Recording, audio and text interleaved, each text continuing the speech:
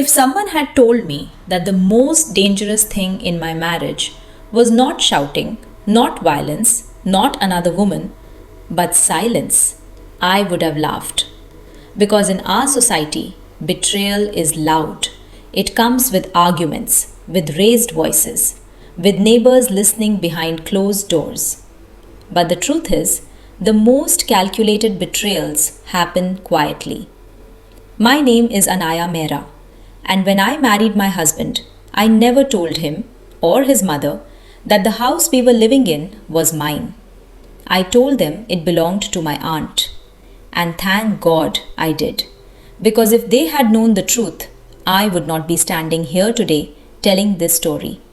I would have lost my home, my safety, and possibly my sanity. At the time, I thought I was being cautious. I did not know I was protecting myself from a trap that had already been set. You see, my husband was kind, respectful, educated.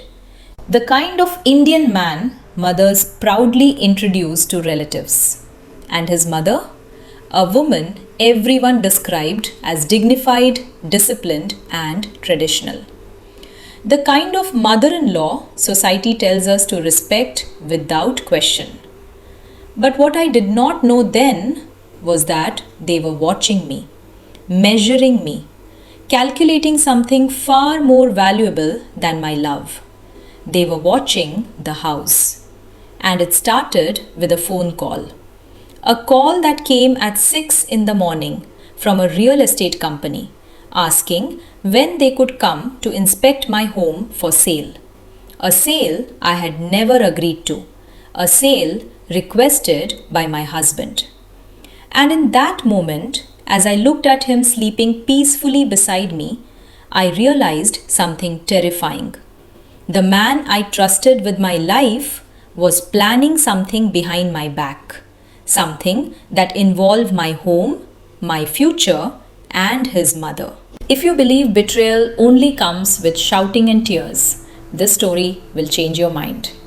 And if you want to know how I uncovered the truth, how I turned the trap around, and how I protected everything they tried to steal, comment number 1 right now and stay with me till the end.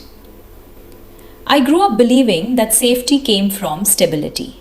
A stable job, a stable marriage, a stable roof over your head. That was why buying my house was the proudest moment of my life. 5 years before I met my husband, I bought that house in Gurgaon with my own savings. Every rupee earned honestly. Every EMI paid on time. I did not inherit it. No one gifted it to me. I worked for it. At that time, I was 30, single, quiet, focused, and perhaps because I had worked so hard for it, something inside me always whispered, "Protect this." When I met Rohan, I did not plan to hide anything.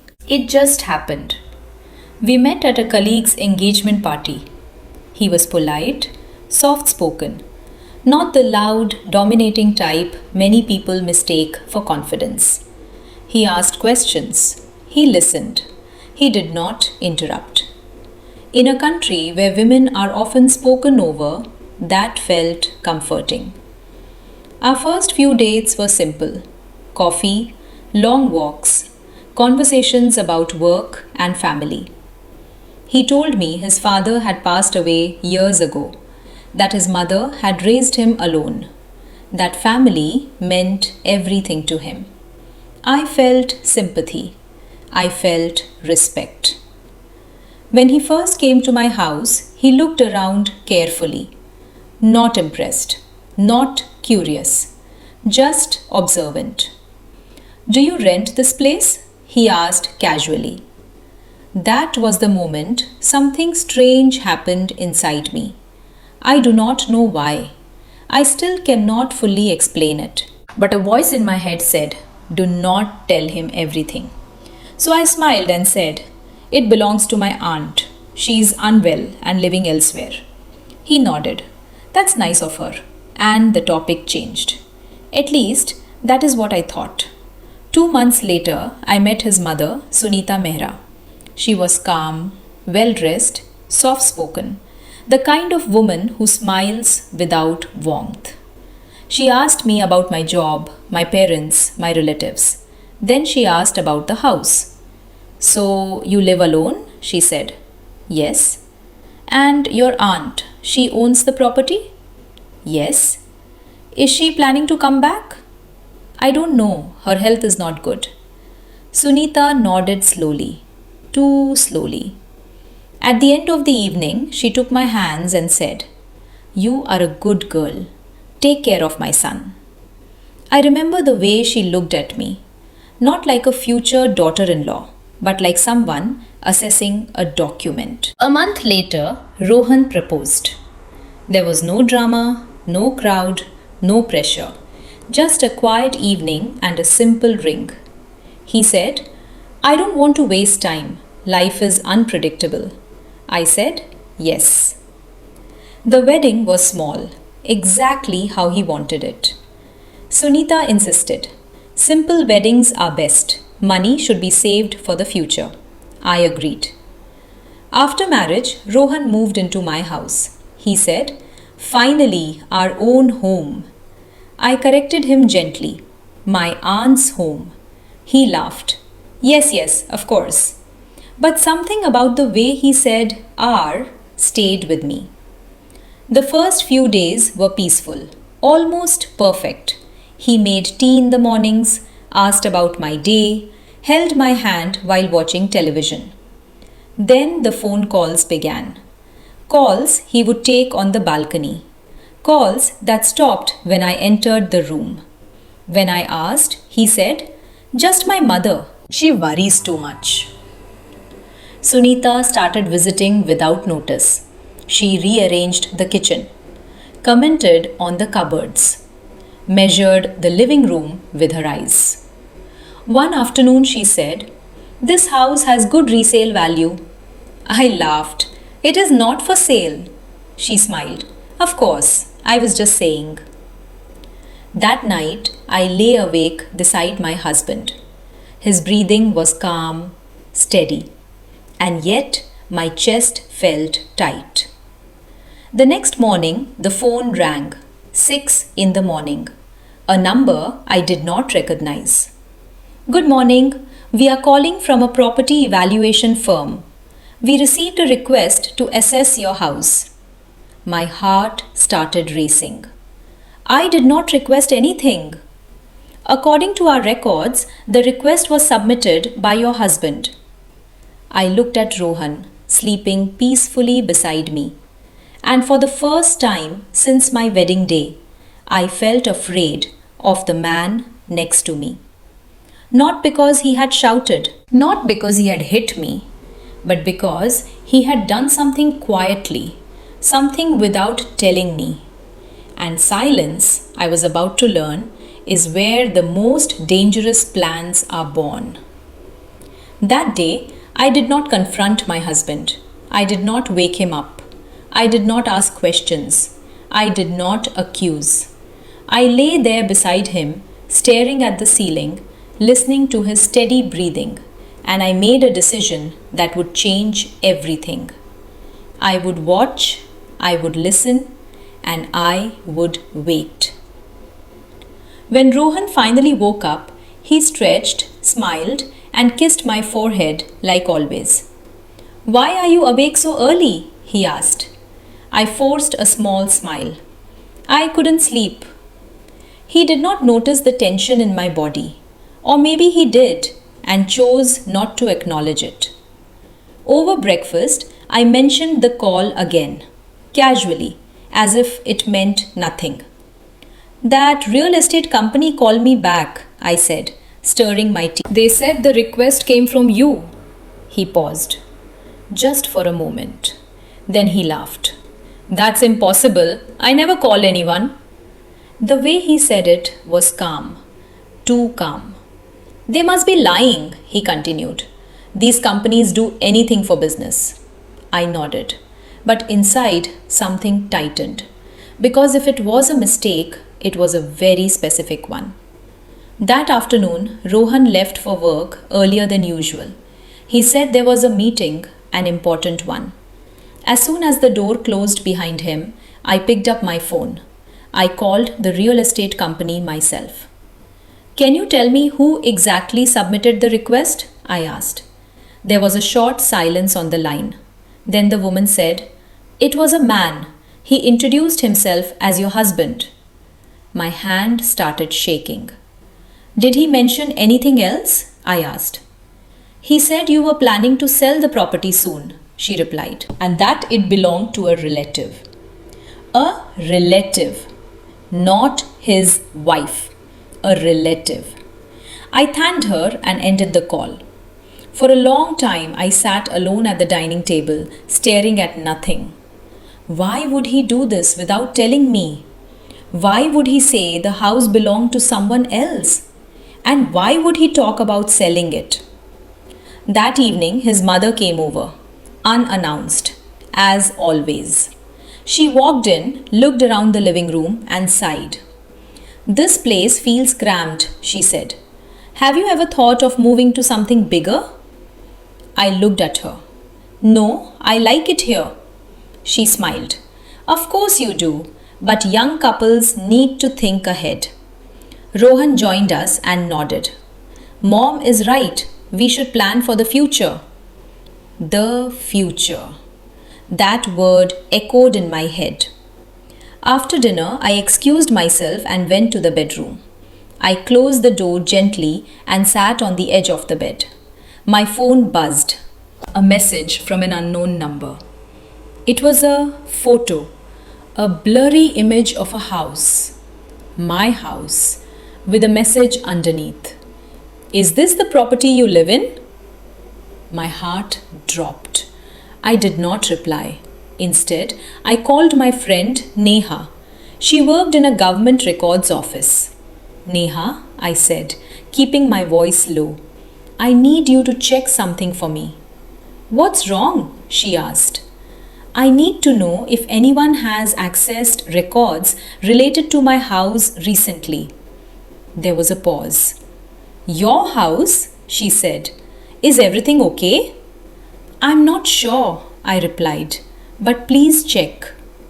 She promised to call me back in a few days. That night, I barely slept. Rohan lay beside me, scrolling through his phone, smiling at something I could not see.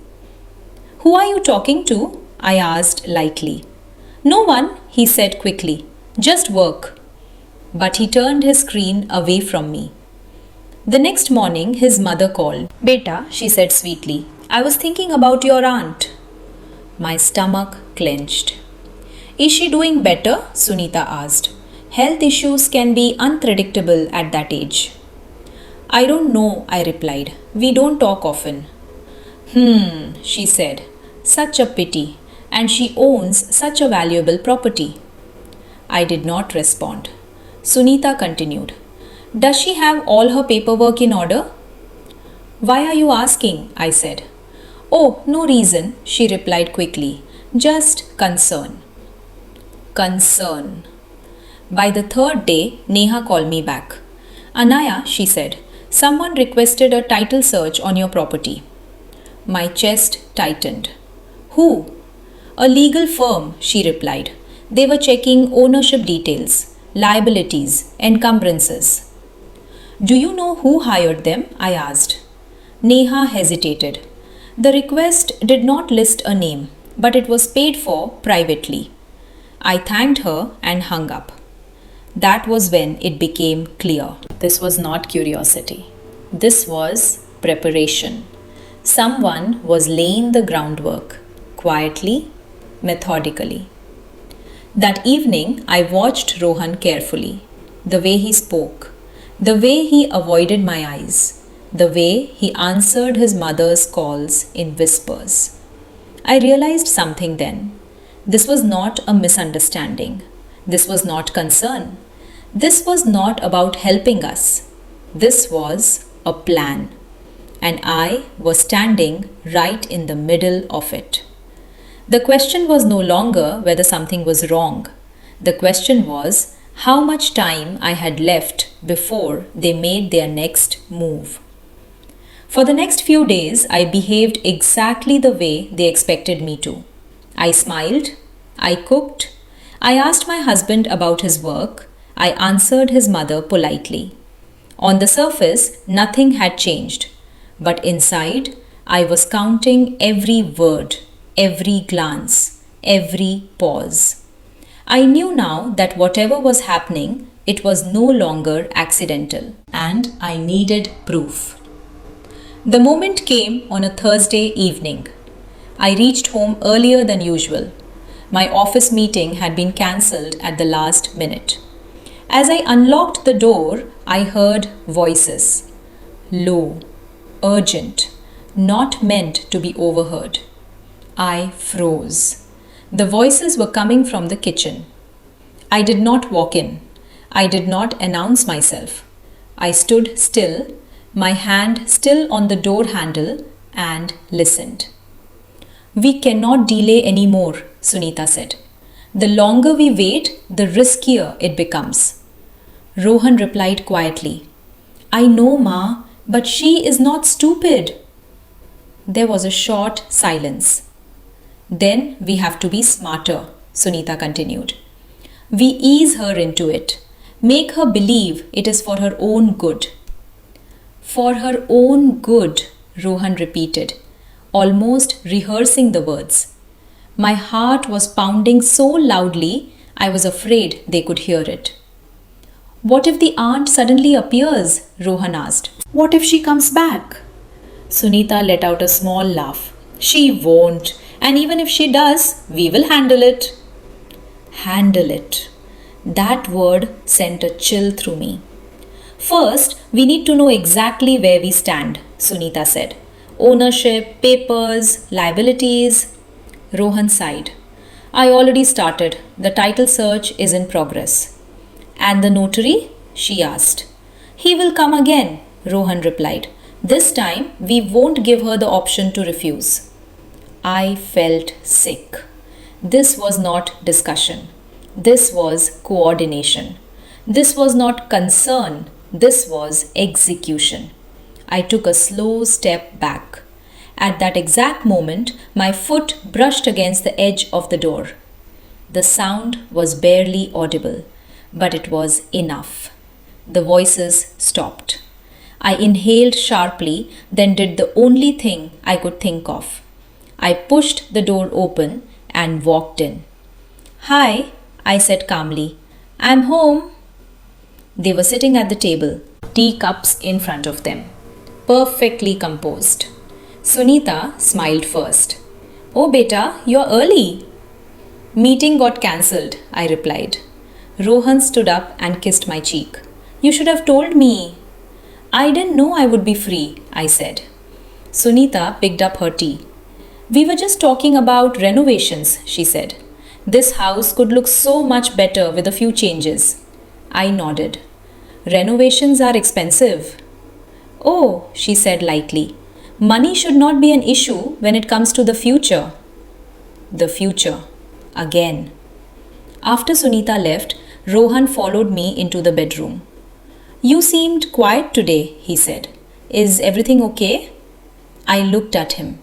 Really looked at him. At the man I had married. At the man who had been planning behind my back. I'm just tired, I said. Work has been stressful. He nodded. You should rest. That night, as he slept beside me, I stared into the darkness. I had heard enough. This was no longer suspicion. It was confirmation. They were not asking questions anymore. They were making moves. And I understood something very clearly. If I waited too long, I would lose control of my own life. From that moment on, I stopped being a wife who trusted and became a woman who prepared.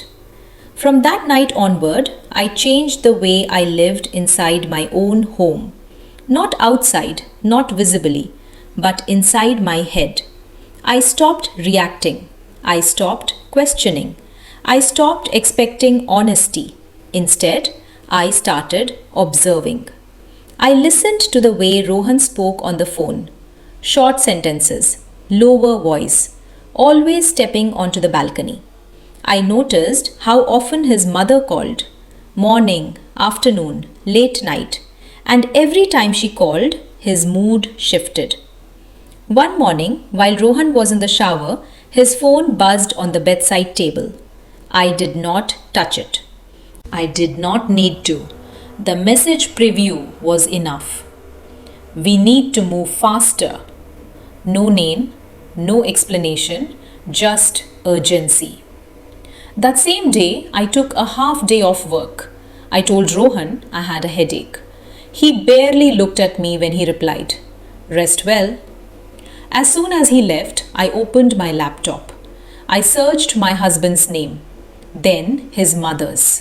Slowly, carefully, there were no scandals, no headlines, no obvious red flags, which worried me more. People who do things loudly get caught. People who plan quietly do not. I called Neha again. I need more details, I told her. Anything, even small.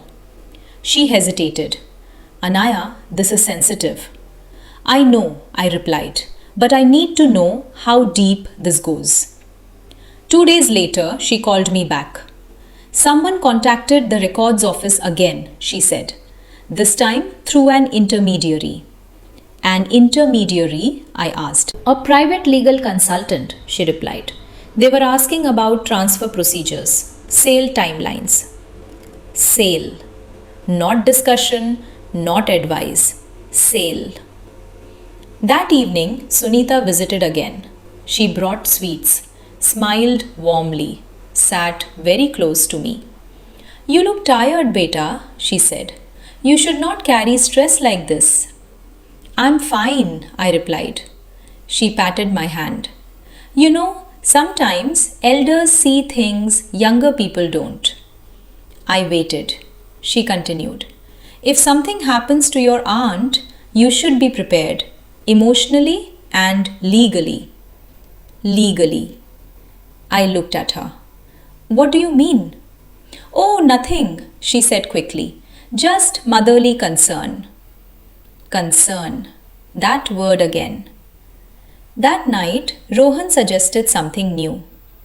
Have you ever thought about putting my name on the house papers? He asked casually. Just for security. I did not answer immediately. I took a breath. Then I smiled. We can discuss it later, I said. He looked relieved. That smile told me everything. They believed I was softening. They believed I was considering it. And that was exactly what I wanted them to believe. Because while they were preparing to take, I was preparing to protect. I contacted a lawyer the next morning. I did not tell my husband. I did not tell anyone. I simply walked into that office, closed the door behind me, and said, I think my husband married me for my property. The lawyer did not look surprised. He looked serious. And in that moment, I knew something important. I was no longer alone in this. And the game had officially begun. The lawyer told me one thing before I left his office. Do not confront them yet, he said. Let them believe you are unsure. That is when people make mistakes. I followed his advice. At home, I became softer, quieter, less resistant. When Sunita spoke about the future, I listened. When Rohan hinted at security, I nodded. And that was when they slipped. The first mistake came from Sunita. She called me one afternoon while Rohan was at work. Beta, she said warmly, I spoke to a friend of mine. He is a notary. My grip tightened around the phone. He said it would be wise to prepare some documents, just in case. Just in case of what? I asked. In case your aunt becomes unwell again, she replied quickly. Or if she needs money for treatment. There it was, the excuse. That evening, the notary arrived. A man in his 50s, confident, too confident. He spread papers on the dining table and said, This is a simple authorization. It allows you to act on your aunt's behalf. I looked at the documents. They were not simple. They were broad, dangerously broad. I will not sign this, I said calmly. The notary frowned. You should reconsider. These things are done all the time. I said no, I repeated. Sunita's smile disappeared for half a second. That half second mattered. After the notary left, Sunita stayed behind. She walked around the house, touched the walls, looked into drawers. I'm just curious, she said when she caught me watching. That night, I checked the small camera I had installed in the living room. What I saw made my stomach turn. Sunita had returned to the table after I went to the kitchen. She took photos of the documents. She zoomed in on signatures. She whispered into her phone. This will work, she said. She's getting closer. I saved the footage. The next mistake came from Rohan. He grew impatient. Why are you delaying? He asked one night. Everyone does these things after marriage. Everyone? I asked. Couples who trust each other? He replied. Trust. The word sounded hollow. The following day, Neha called me again. Anaya, I thought you should know, she said. The same legal consultant requested your records again. My chest tightened. What did they ask this time? Verification of transfer timelines, she replied, and potential sale procedures. Sale again. I forwarded the information to my lawyer. He called me immediately. This is enough to show intent, he said. Not illegal yet, but dangerous. That evening, I did something very deliberate. I acted uncertain. I spoke to my aunt today, I told Rohan casually. She might need money in the future. His eyes lit up. Then it makes sense to plan ahead, he said quickly. Too quickly. I nodded slowly. Maybe you are right, he smiled. A satisfied smile. That smile told me everything I needed to know. They were no longer waiting. They were pushing. And people who push too hard push themselves into exposure. I was no longer chasing proof. I was letting it come to me. After that night, I stopped pretending to be confused. I pretended to be convinced. That was the difference. I agreed with Rohan more often. I asked fewer questions. I smiled when his mother spoke about planning. And quietly, I started protecting myself. The first thing I did was install a recording app on Rohan's phone. I told him it was for work, something to help organize calls and notes. He did not question it. Why would he? He believed I trusted him. A few days later, the first recording came through. It was late at night. Rohan had stepped onto the balcony like he always did. I listened to the playback alone in the bedroom. She's slowly agreeing, Rohan said. I think she's starting to understand. Sunita's voice followed. Good. Don't rush her too much. Fear makes people stubborn. So, what's the next step? He asked. The documents, she replied. And if that fails, we find another way. Another way. My hands went cold.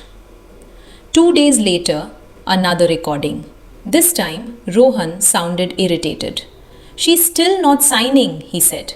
I don't want this to drag on. Sunita did not hesitate.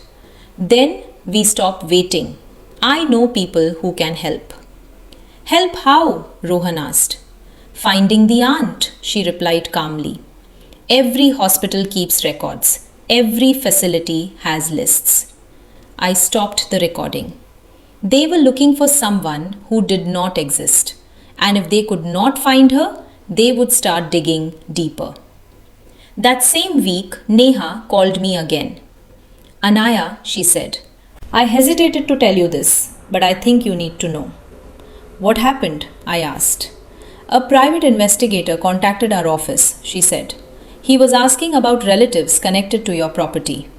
My breath caught. What reason did he give? I asked. He said it was for an inheritance matter, Neha replied, but the request was paid for by a third party. I did not need her to say more. That evening, I forwarded all the recordings to my lawyer. He listened carefully. This changes things, he said. Now we have clear intent. What should I do? I asked. Continue exactly as you are, he replied. Let them keep talking. Let them keep pushing. That night, I lay beside Rohan, pretending to sleep. He was typing messages, deleting them, typing again. I felt something then. Not fear. Clarity. These were not people who loved me. These were people who saw me as a problem to solve. The next morning, Sunita came over unexpectedly. She sat down and looked at me with concern. Beta, she said, you seem distracted lately. I nodded. I've been thinking a lot. About what? She asked gently. About the house, I replied. Her eyes sharpened, just for a moment. I think you're right, I continued. We should be prepared for any situation. Her face relaxed. That was the moment I understood how close we were to the edge. They believed they were winning. They believed I was surrendering.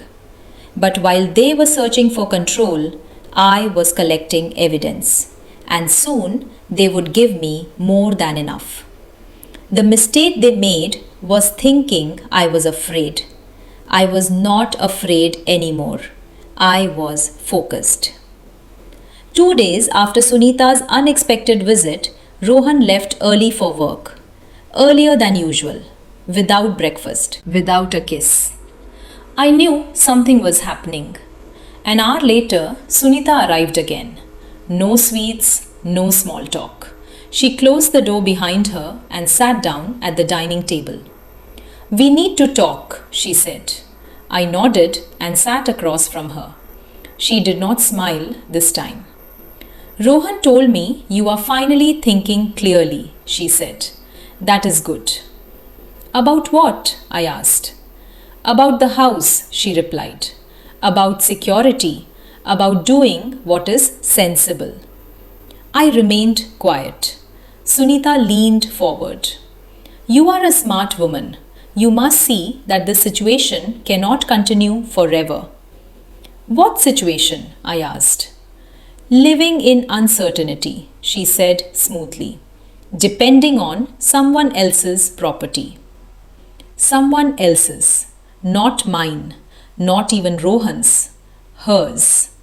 She opened her bag and placed a folder on the table.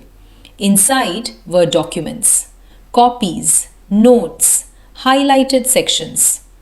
This is a plan, she said calmly, step by step.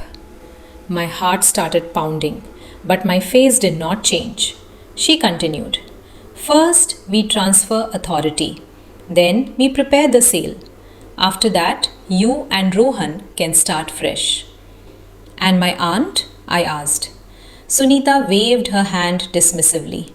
That problem will resolve itself. Resolve itself. I pressed the record button on my phone inside my pocket. How? I asked quietly. She looked me straight in the eyes. There are ways. People get tired. People sign things they don't fully understand. I felt a chill run through my body. This is for your own good, she added. You don't want complications later. At that moment, Rohan walked in.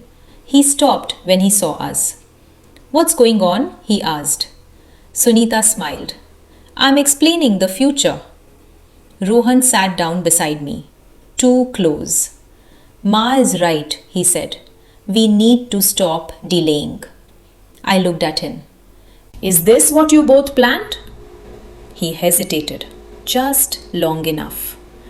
Yes, he said finally. But it's practical. Practical.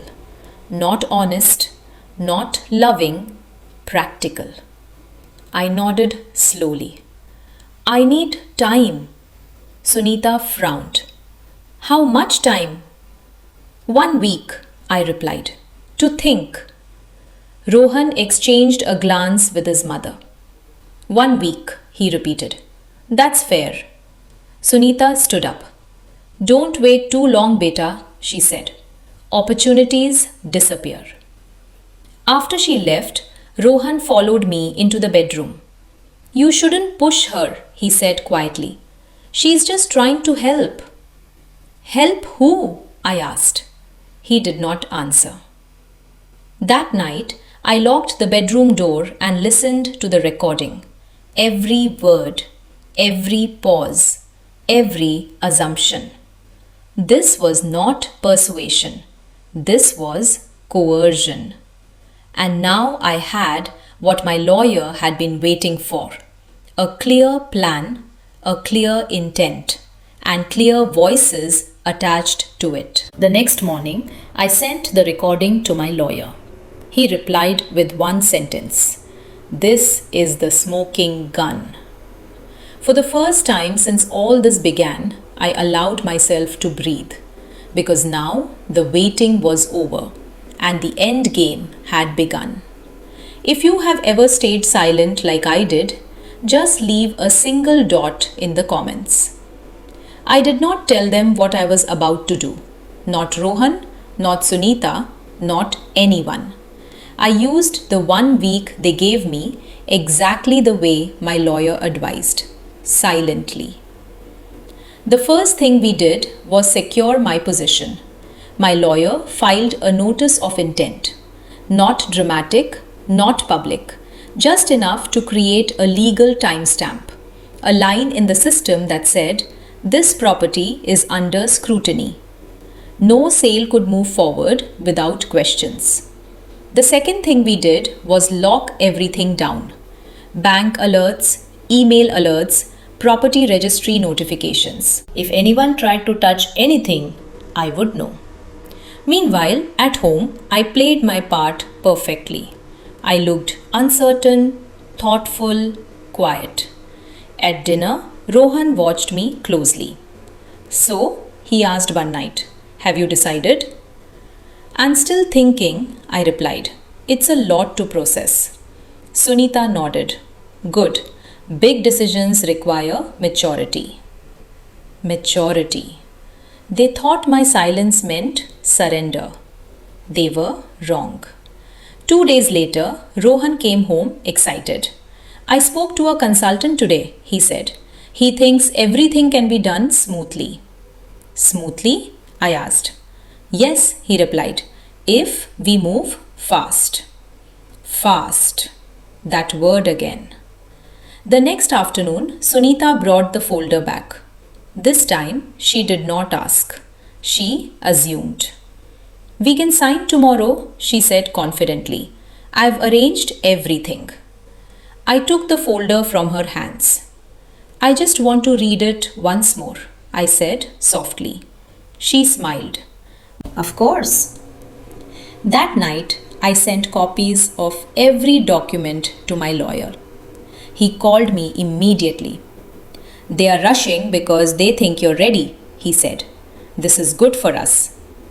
What happens next? I asked. You let them believe they are winning, he replied. And we prepare the counter. On the 5th day, something interesting happened. Sunita made a call in front of me. We are almost there, she said. She's cooperating. She did not lower her voice. She did not hide it. That was arrogance. Rohan squeezed my hand later that evening. I'm proud of you, he said. This wasn't easy. I looked at him, at the man who had rehearsed my betrayal. I trust you, I said quietly. His relief was immediate. The 6th day, my lawyer finalized the filings. Everything was ready. The 7th day arrived. Sunita dressed carefully. Rohan was unusually gentle. They were celebrating early. As we prepared to leave the house, Sunita turned to me and said, "After today, everything will be settled." I nodded. "Yes," I replied, "after today." They believed the week had broken me. In reality, it had armed me. Because while they were planning to take my home, I had been preparing to take back control of my life. The office was quiet, too quiet for what they thought was about to happen. Sunita walked in first, confident and composed. Rohan followed, holding my hand like a man who believed the ending was already written. I stayed silent. The lawyer invited us to sit. Sunita placed the folder on the table with a satisfied smile. "Everything is ready," she said. "We can complete the formalities quickly." The lawyer nodded and opened the file. He did not look at me. He did not look at Rohan. He looked at Sunita. "Before we proceed," he said calmly, "I need to clarify a few things." Sunita waved her hand. "There is no confusion. We have discussed everything." The lawyer turned a page. "According to these documents, the property belongs to your client's aunt." "Yes," Sunita replied. "That is correct." "And you are acting on her behalf?" the lawyer asked. "Yes," Sunita said, "with permission." The lawyer paused. "May I see the original authorization?" Sunita's smile stiffened. "We have copies." "I need the original," he replied. Rohan shifted in his seat. "Is that really necessary?" The lawyer finally looked at me. "Mrs. Mehra," he said, "would you like to explain?" I took a breath. "There is no aunt," I said quietly. The room froze. Rohan turned to me. "What are you saying?" "The house is mine," I continued. "I bought it before marriage, in my name, with my money." Sunita laughed. "Don't be ridiculous." The lawyer slid another file across the table. "These are the official records," he said, "verified yesterday." Sunita reached for the papers. Her hands trembled. "This is impossible," she whispered. "It is not," the lawyer replied, "and there is more." He pressed a button on his phone. The room filled with sound. Their voices. Sunita's voice. Rohan's voice. Clear, unmistakable. Plans, steps, timelines. Rohan stood up abruptly. "Turn that off!" The lawyer did not. "This recording shows intent," he said, "to coerce, to misrepresent, to transfer property without consent." Sunita's face drained of color. "You recorded us?" she asked me. "I protected myself," I replied. Rohan looked at me like a stranger. "You planned this?" "No," I said. "You did." The lawyer closed the file. "This transaction is void," he said, "and given the evidence, further action may follow." Sunita's confidence collapsed. Rohan's anger had nowhere to go. As we walked out of the office, neither of them spoke. Outside, the air felt different, lighter. For the first time in weeks, I felt steady, not victorious, but free. And I knew one thing with certainty. This was not the end. It was the beginning of their consequences. If your heart slowed down at this moment, type number 1 in the comments. The fallout did not take long. It never does when the truth finally has a voice. Within days of that meeting, my lawyer began receiving calls. Not from Sunita, not from Rohan, from people who had heard. Legal offices, property consultants, even a former colleague of Sunita's husband. Patterns were emerging. My lawyer called me one evening. "Anaya," he said, "your case is not an isolated one." He explained that similar complaints had surfaced years ago. Different women, different properties, same structure. Marriage, pressure, documents, silence. Sunita's name appeared more than once. always in the background, never on paper. That was how she survived. Rohan tried calling me that night, once, twice, then many times. I did not answer. When he finally showed up at the house, I did not let him in. "We can fix this," he said through the door. "It went too far." "It went exactly where you planned," I replied. His voice softened. "You're ruining my family." I stayed quiet because I was done carrying guilt that was never mine. 2 days later, Sunita was summoned for questioning. Not arrested, not accused, questioned. That alone was enough to shatter her image. Neighbors whispered, relatives stopped calling, the invitations dried up. The woman who had once controlled every room she entered was now avoiding eye contact. Rohan's office placed him on leave, an internal review. Discretion, they called it. He blamed me. "I lost everything because of you," he said in a message. I read it once, then deleted it. Because for the first time, I understood something clearly. I had not taken anything from him. He had gambled and lost. The house was secured, legally locked, untouchable. My lawyer finalized a restraining notice. No contact, no access, no interference.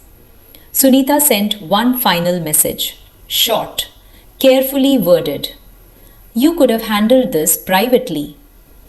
I replied just once. I tried. That night, I sat alone in the living room, in my house, my name on every document. I did not feel triumphant. I felt tired and light. Somewhere between the silence and the relief, I realized this was never just about property. It was about control. And the moment I refused to give it, everything collapsed.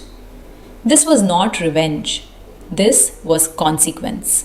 And it was only the beginning. The legal process did not end in one dramatic moment. It ended quietly, piece by piece, document by document. The divorce papers were filed without a fight. No shouting, no negotiations, just signatures and silence. Rohan did not contest it. He could not. The evidence was clear. The recordings, the documents, the pattern. When the court confirmed the separation, I felt nothing at first. No anger, no relief, just emptiness. It surprised me. I had imagined this moment so many times. I thought I would cry or smile or feel victorious. Instead, I felt calm. Sunita never came to court. Her lawyer sent statements, excuses, delays, but her absence said more than her words ever could. She had built her power on control, and control does not survive exposure. One afternoon, my lawyer called me again. "It's over," he said. "Everything is finalized." I thanked him, and when the call ended, I sat down on the floor of my living room. Not because I was weak, but because I was finally allowed to stop standing strong. That evening, Rohan sent one last message. "I never meant to hurt you." I stared at the screen for a long time. Then I replied, "You meant to use me." There was no response after that. I blocked his number, not out of anger, but out of clarity. Some doors do not need to be slammed. They need to be closed gently and never opened again. In the weeks that followed, life became quiet. No unexpected visits, no whispers in the kitchen, no plans being made without my consent. I changed the locks. I rearranged the furniture. I removed every object that reminded me of a version of myself that stayed silent. Friends asked me how I was doing. I always gave the same answer. I'm learning. Learning how to trust my instincts. Learning how to say no without explaining. Learning that love does not require surrender. One morning, as sunlight filled the house, I realized something simple and powerful. This house no longer felt like a battlefield. It felt like a home. Not because I had won, but because I had chosen myself. And that choice changed everything.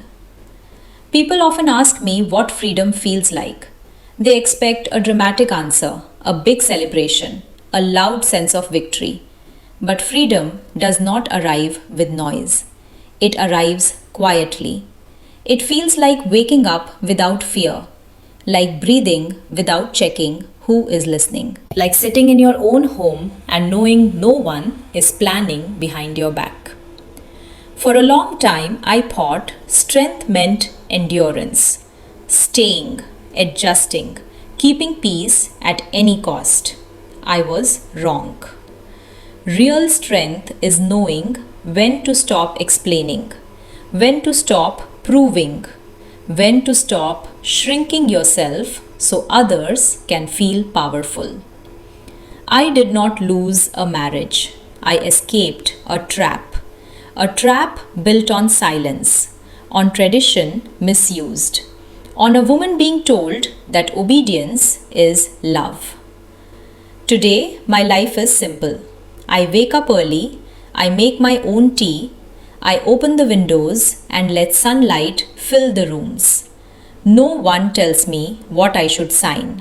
No one tells me what I should sacrifice. No one tells me what I deserve. Sometimes I still think about the woman I was, the woman who stayed quiet, who doubted her instincts, who believed that being patient would protect her. I do not judge her. She did what she could with what she knew, but I am not her anymore. If you are listening to this story and something feels familiar, if a part of you feels uneasy, if your heart is warning you but your mind keeps making excuses, please listen to yourself. Love should not require fear. Marriage should not require surrender. Family should not feel like a negotiation of your worth. You are allowed to pause. You are allowed to ask questions. You are allowed to protect what is yours. And if walking away is the only way to stay whole, that is not failure. That is courage. My story does not end with revenge. It ends with peace. And peace, I have learned, is the most powerful ending of all. If this story spoke to you, if it reminded you of something you have been ignoring, comment number 2 below. Not for me, but as a promise to yourself that you will never stay silent when your life is asking you to choose.